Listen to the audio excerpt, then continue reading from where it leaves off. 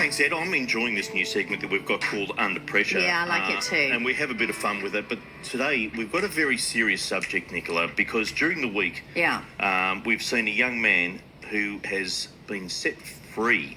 That's totally free.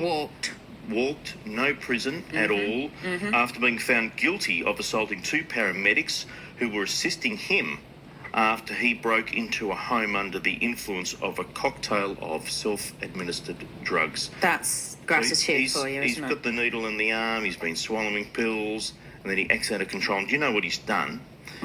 I'll give you his name too, James Haverfield. It's in the press. He's 22.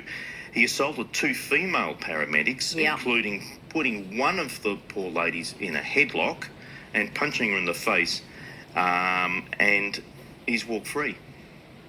Now, there's a thing called mandatory servicing. Sentencing, yeah. Mandatory sentencing. You want to comment on this?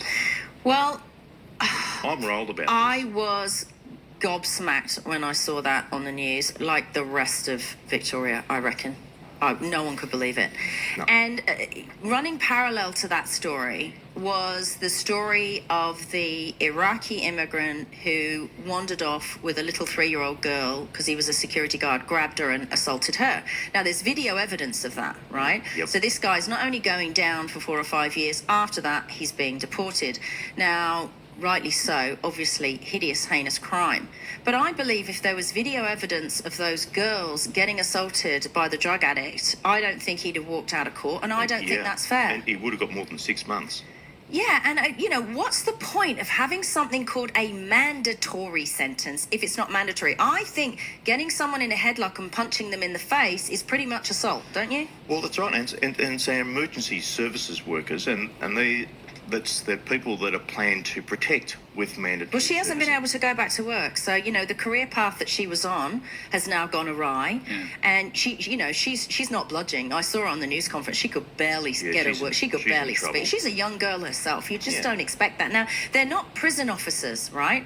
And maybe they should be trained that way. I don't know, but these are trained medical professionals. They're there to help you, and I understand. We're helping him. I know, and I understand that they go, oh well, he's under the influence of drugs. Listen, they say drug addiction is a disease. It's a self-inflicted disease. If you're going to say that people on drugs can get away with, A, B, and C, then we're living in a lawless society. Mandatory is mandatory for everyone. I don't care if you're on drugs. I don't care if you're pregnant. I don't care if you're drunk. I don't care if you're ticked off. I don't care if your wife just kicked you out. You do not assault emergency workers. Yep. Otherwise, it's mandatory. It doesn't change your accountability. It doesn't matter if you're high on anything else. You're still accountable for your actions. It's a laughing stock. They've made a laughing stock of the judicial system in Victoria, and it's criminal. And also, can I just say, as a member of the community, I don't want this sort of guy like James Haverfield wandering around streets. Well, he is now. He is now. And what do you think he did when he walked off? Where do you think he went? He went to do whatever he does again. Yeah. Now, he needs to be off our streets.